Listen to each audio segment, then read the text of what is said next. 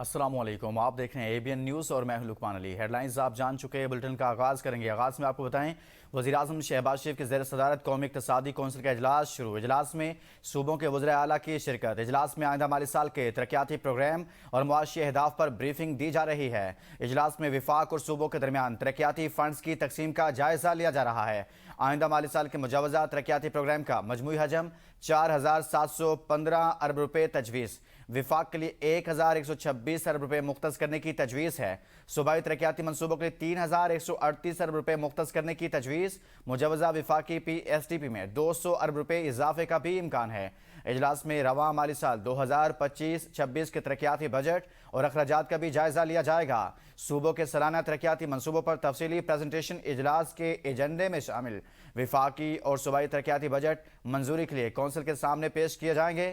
اجلاس میں مالی سال 2026-27 کے اہم معاشی اہداف کی منظوری بھی دی جائے گی۔ صوبوں کے اہم سماجی و معاشی اشاریوں پر بریفنگ دی جائے گی۔ آئندہ مالی سال کے پبلک سیکٹر انویسٹمنٹ پروگرام کا جائزہ لیا جائے گا۔ مالی سال 2025-26 کے پبلک سیکٹر انویسٹمنٹ پروگرام کی کارکردگی بھی زیر غور آئے گی۔ 1 اپریل 2025 سے 31 مارچ 2026 تک CWP کی پیش رفت رپورٹ اجلاس میں پیش کی جائے گی۔ CWP اور ایکنک سے منظور شدہ ترقیاتی منصوبوں کی تفصیلی رپورٹ بھی پیش ہوگی۔ اجلاس میں میگا ترقیاتی منصوبوں کی مانیٹرنگ اور ایویلیویشن رپورٹ کا جائزہ لیا جائے گا۔ وفاقی وزیر منصوبہ بندی اجلاس کے آغاز میں تفصیلی پریزنٹیشن بھی دیں گے۔ آئندہ مالی سال کے مجوزہ ترقیاتی پروگرام کا مجموعی حجم 4715 ارب تجویز کیا جا رہا ہے۔ وفاق کے لیے 1126 ارب روپے مختص کرنے کی تجویز ہے۔ صوبائی ترقیاتی منصوبوں کے لیے 3138 ارب روپے مختص کرنے کی تجویز ہے۔ قومی اقتصادی کونسل آئندہ مالی سال کے سالانہ ترقیاتی پروگرام کی منظوری دے گی۔ آئندہ مالی سال کے مجوزہ ترقیاتی پروگرام کا مجموعی حجم 4715 ارب روپے تجویز کیا جا رہا ہے۔ وفاق کے لیے 1126 ارب روپے مختص کیے جا رہے ہیں۔ وزیراعظم شہباز شریف کے زیر صدارت قومی اقتصادی کونسل کا اجلاس شروع ہو گیا۔ اجلاس میں صوبوں کے وزراء اعلیٰ کی شرکت۔ اجلاس میں آئندہ مالی سال کے حوالے سے مختلف منصوبوں کے حوالے سے جو فنڈز مختص کیے جائیں گے اس حوالے سے مشاورت ہو رہی ہے۔ وفاق کے لیے 126 ارب روپے، اسی طرح سے صوبوں کے لیے 3138 ارب روپے مختص کرنے کی تجویز ہے۔ اور تنخواہ دار طبقے کے لیے بڑے ٹیکس ریلیف پر غور۔ نئے بجٹ میں تنخواہ داروں کے ٹیکس میں 50 ارب روپے کی چھوٹ ملنے کا امکان ہے۔ ذرائع کے مطابق انکم ٹیکس سلیب کی تعداد 6 سے بڑھا کر 8 کی جا سکتی ہے۔ ماہانہ 1,83,000 روپے سے زائد آمدن والے افراد کو ریلیف دینے پر غور کیا جا رہا ہے۔ زیادہ آمدن والوں کے لیے بھی ٹیکس شرح میں نرمی کی تجویز شامل ہے۔ ماہانہ 2,67,000 روپے تک آمدن پر انکم ٹیکس میں 5% کمی کی تجویز ہے۔ کمی کے بعد اس سلیب میں ٹیکس شرح 25% سے کم ہو کر 20% تک آ سکتی ہے۔ اس سلیب سے تقریباً 4 لاکھ ملازمین مستفید ہونے کا امکان ہے۔ ماہانہ 4,67,000 روپے تک آمدن پر 29% ٹیکس لگانے کی تجویز ہے۔ ماہانہ 5,83,000 روپے تک آمدن پر 32% ٹیکس شرح مقرر کرنے کی تجویز ہے۔ 5,83,000 روپے سے زائد ماہانہ آمدن پر زیادہ سے زیادہ 35% ٹیکس برقرار رکھنے کا امکان ہے۔ سالانہ 70 لاکھ روپے سے زائد آمدن والوں پر بھی 35% ٹیکس شرح لاگو کرنے کی تجویز ہے۔ سالانہ 1 کروڑ سے زائد کمانے والوں پر عائد سرچارج ختم ہو سکتا ہے۔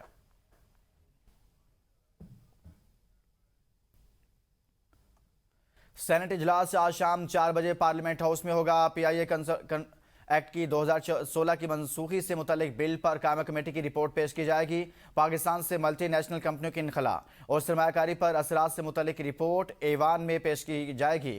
افغان خواتین کی ویزوں کی منسوخی کے معاملے پر انسانی حقوق کمیٹی کی رپورٹ پیش کی جائے گی۔ حج 2025 فنڈز کی منتقلی میں تاخیر سے 67,000 عازمین متاثر ہونے کے معاملے پر رپورٹ پیش ہوگی۔ اسلام آباد ریل اسٹیٹ ایکٹ 2020 میں ترمیمی بل پر قائمہ کمیٹی کی رپورٹ ایوان میں پیش کی جائے گی۔ پاسپورٹس ایکٹ 1974 میں ترمیم سے متعلق بل پر رپورٹ پیش کی جائے گی۔ موشن پکچرز ترمیمی بل 2024 منظوری کے لیے ایوان میں پیش کیا جائے گا۔ ٹریول ایجنسیز، ٹورسٹ گائیڈز اور ہوٹلز اینڈ ریسٹورنٹس قوانین میں ترمیم کے بل زیر غور آئیں گے۔ پیٹرولیم مصنوعات کی قیمتوں میں اضافے اور صنعتی لاگت پر اثرات کے معاملے پر توجہ دلاؤ نوٹس پیش کیا جائے گا۔ پارک روڈ انڈر پاس منصوبے میں تاخیر پر وزارت داخلہ کی توجہ مبذول کرائی جائے گی۔ صدر مملکت کے پارلیمانی خطاب پر تحریک تشکر پر بحث بھی ایجنڈے میں شامل ہے۔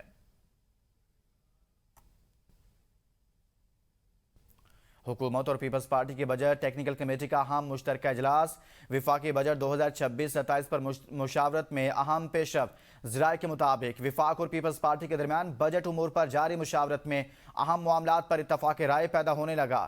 وفاق نے صوبوں سے مجموعی طور پر 1700 ارب روپے کے مالی تعاون کی درخواست کی تھی۔ صوبوں اور وفاق کے درمیان مالیاتی خسارہ پورا کرنے کا طریقہ کار بھی طے پا گیا۔ ذرائع کا کہنا ہے صوبوں کی جانب سے مالی معاونت کے مختلف آپشنز پر اتفاق کیا گیا۔ پنجاب پہلے ہی 500 ارب روپے سے زائد مالی معاونت فراہم کرنے پر آمادگی ظاہر کر چکا ہے۔ اجلاس میں مالیاتی نظم و ضبط، معاشی استحکام اور بجٹ اہداف کے حصول کے لیے وفاق اور صوبوں کے درمیان قریبی تعاون پر اتفاق کیا گیا۔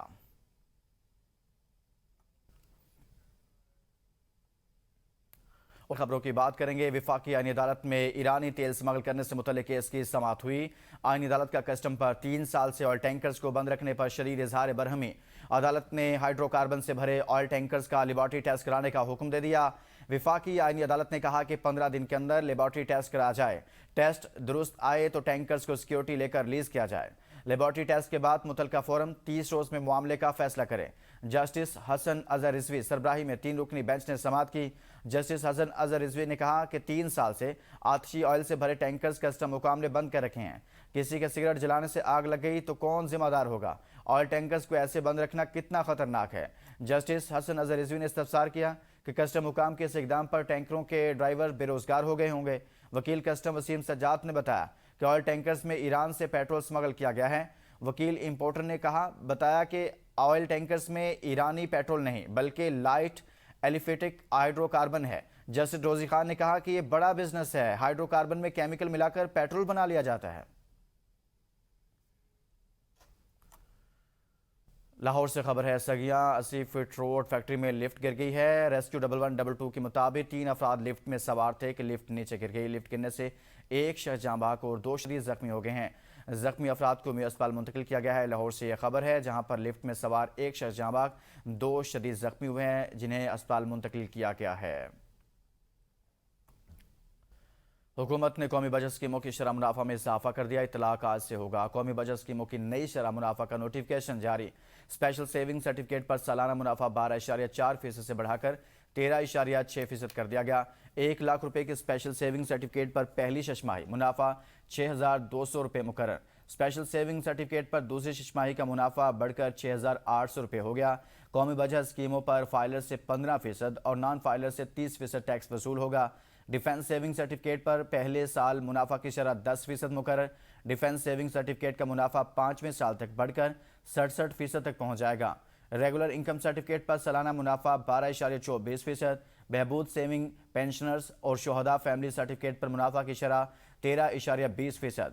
شارٹ ٹرم سیونگ سرٹیفکیٹ پر 3 ماہ کے لیے منافع 11.4%۔ شارٹ ٹرم سیونگ سرٹیفکیٹ پر 6 ماہ کے لیے منافع 11.66% اور شارٹ ٹرم سیونگ سرٹیفکیٹ پر 1 سال کے لیے منافع 11.77% مقرر کیا گیا۔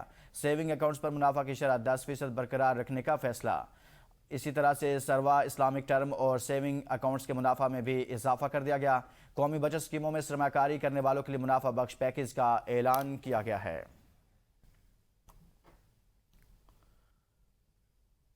امریکی افواج کے ایران کے مختلف علاقوں پر رات کے فضائی حملے۔ امریکی سینٹرل کمانڈ نے کہا کہ کارروائی اپنے دفاع میں کی گئی۔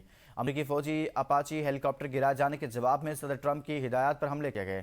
امریکی حکام کے مطابق کارروائی متناسب انداز میں انجام دی گئی۔ صدر ٹرمپ نے کہا امریکی ہیلی کاپٹر گرانے کا بھرپور جواب دیا جانا چاہیے۔ ایرانی سرکاری میڈیا کے مطابق ساحلی علاقے سرک میں میزائل حملے سے پانی کے انفراسٹرکچر کو نقصان پہنچا۔